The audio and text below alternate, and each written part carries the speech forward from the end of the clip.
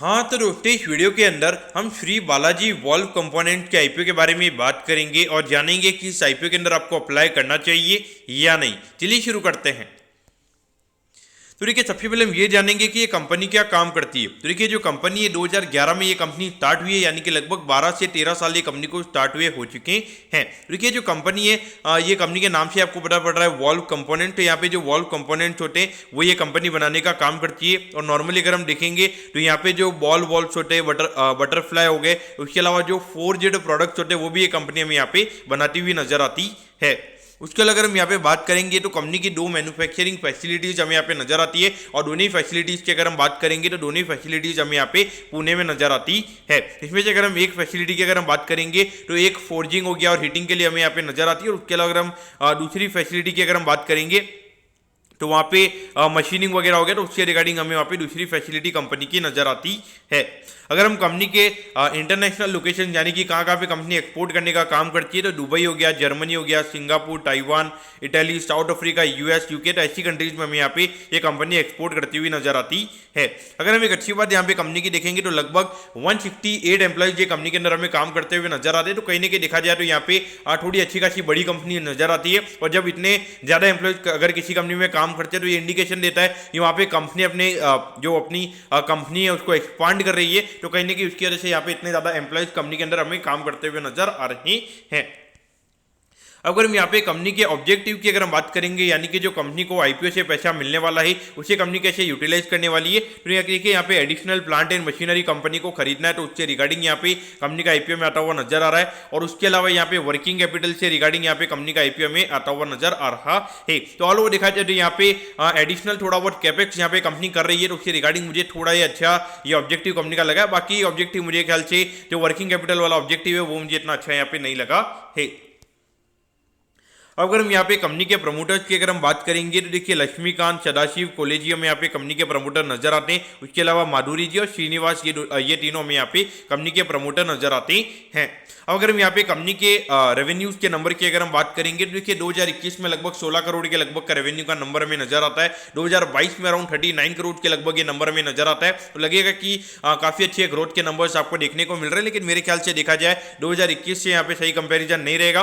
लेकिन अगर हम 2022 से अगर हम 2023 को अगर हम कंपेयर करेंगे तो यहाँ पे अराउंड 23 करोड़ से कंपनी का रेवेन्यू का नंबर हमें बढ़ता हुआ नजर आया। अराउंड अगर हम परसेंटेज वाइज अगर हम बात करेंगे तो 50% से ज्यादा का ग्रोथ हमें यहाँ पे कंपनी का रेवेन्यू का नजर आता है। और अगर हम अभी एक क्वार्टर के नंबर की अगर हम बात करेंगे लगभग 16.5 करोड़ के लगभग का नंबर हमें यहाँ पे नजर आता है, क्योंकि इंडिकेशन दे रहा है कि लगभग यहाँ पे 70 करोड़ के लगभग का रेवेन्यू का नंबर हमें यहाँ पे कंपनी का ये साल में देखने को मिल सकता है।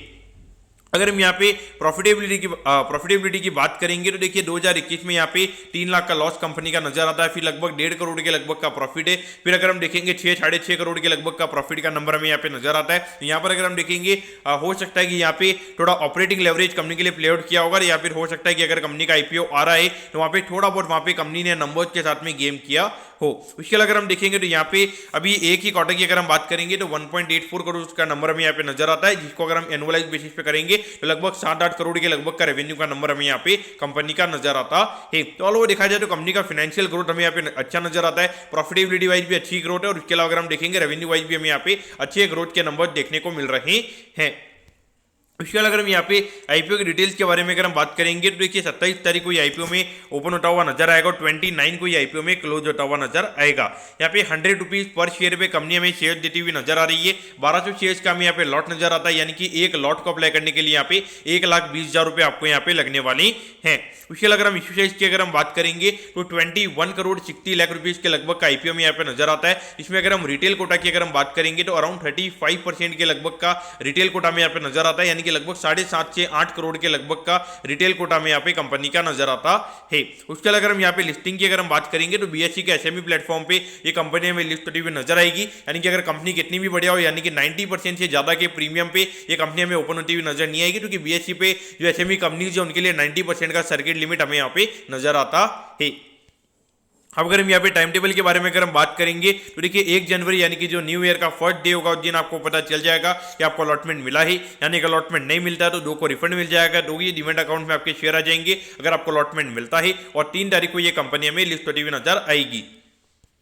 अब इसके अलावा अगर हम यहाँ पे एट दी एंड अगर हम वैल्यूएशन के पैरामीटर्स की अगर हम बात करेंगे तो देखिए अराउंड 80 करोड़ के मार्केट कैप पे ये कंपनी का आईपीओ में आता हुआ नजर आ रहा है। तो वैल्यूएशन वाइज अगर हम बात करेंगे हार्डली 12-13 के पी रेशियो पे ये कंपनी का आईपीओ में आता हुआ नजर आ रहा है। तो ऑल ओवर देखा जाए तो ग्रोथ वाइज यहाँ पे कंपनी की ग्रोथ अच्छी है। अगर हम यहाँ पे ये वॉल्व वाला सेगमेंट की अगर हम बात करेंगे तो मार्केट खास करके एसएमई सेगमेंट में ये जो कंपनीज है मार्केट इनको काफी लाइक कर रहा है, खास करके रिटेल फैंसी स्टॉक हमें यहाँ पे नजर आता है। देखा जाए तो यहाँ पे इश्यू साइज भी काफी छोटा है, हार्डली 21 करोड़ के लगभग का आईपीओ है। और अगर हम रिटेल कोटा की भी अगर हम बात करेंगे 7-8 करोड़ के लगभग का ही रिटेल कोटा है। तो कहीं ना कहीं देखा जाए इश्यू साइज भी छोटा है, कंपनी भी मुझे ऑल ओवर ओके यहाँ पे नजर आती है। तो कहीं ना कहीं देखा जाए तो मेरे ख्याल से यहाँ पर आपको अप्लाई करना चाहिए, लिस्टिंग इनके लिए भी अप्लाई करना चाहिए। वैसे देखिए आज मार्केट में थोड़ा करेक्शन हुआ है तो वहाँ पे हो सकता है कि थोड़े जो आईपीओ इन्वेस्टर्स हैं वो यहाँ पे उनका रिस्पॉन्स हमें थोड़ा कम यहाँ पे देखने को मिले। तो अगर वहाँ पे हो सकता है कि आपके जो अलॉटमेंट के चांसेस जाएंगे वो कहीं ना कहीं यहाँ पे ज्यादा हो सकते हैं। तो मेरे ख्याल से डेफिनेटली आपको यहाँ पे लिस्टिंग इनके लिए अप्लाई करना चाहिए। और मुझे लगता है कि long term point of view से भी यहाँ पर देखा जा सकता है। लेकिन देखिए जब ये ऐसी कंपनी आती है तो ये खुलती है अराउंड 70-80% के प्रीमियम के ऊपर यहाँ पे खुल जाती है। यानी कि मुझे लगता है कि लगभग अभी 80 करोड़ के मार्केट कैप पे ये कंपनी का आईपीओ आ रहा है, लगभग 150 करोड़ के मार्केट कैप पे ये जब कंपनी का आईपीओ खुलेगा तो 20 से ज्यादा का पी रेशियो हो जाएगा। तो वो सस्टेनेबल रहेगा या नहीं रहेगा ये मेरा एक बड़ा क्वेश्चन रह जाता है। लेकिन क्योंकि ऐसी कंपनी में क्या होता है कि जो अर्निंग ग्रोथ का जो प्रेडिक्शन करना रहता है वो प्रेडिक्शन करना काफी ज्यादा मुश्किल हो जाता है। तो उस पॉइंट से आपने इसे देखना चाहिए। मैं यहाँ पे क्या करना वाला, मैं नॉर्मली यहाँ पे लिस्टिंग इनके लिए अप्लाई करूंगा, क्योंकि देखिए मेरा पर्सनल यहाँ पे ये जो वॉल्स वाला सेक्टर है यहाँ पे इतना ज्यादा एक्सपर्टीज नहीं है। तो मुझे यहाँ पे अर्निंग को प्रेडिक्ट करना काफी ज्यादा मुश्किल हो जाता है। और अगर मैं अर्निंग को प्रेडिक्ट नहीं कर पाऊंगा तो वहां पे डेफिनेटली मुझे ऐसा लगता है कि वहां पे कितना पी रेशियो में स्टॉक को दे सकता हूं तो वो मुझे वहां पे पता नहीं चलता। तो इसलिए लेकिन मुझे लगता है कि एक बार के लिए लिस्टिंग गेन के लिए यहाँ पे अप्लाई किया जा सकता है। दोस्तों मैं होप करता हूँ कि बालाजी वॉल्व कंपोनेंट के आईपीओ के बारे में आपको सब कुछ समझ में आ गया होगा। अगर आपकी कोई भी क्वेरीज है आप कमेंट कीजिए, मैं जरूर आपके कमेंट पर रिप्लाई करूंगा। ओके दोस्तों, thank you, have a nice day.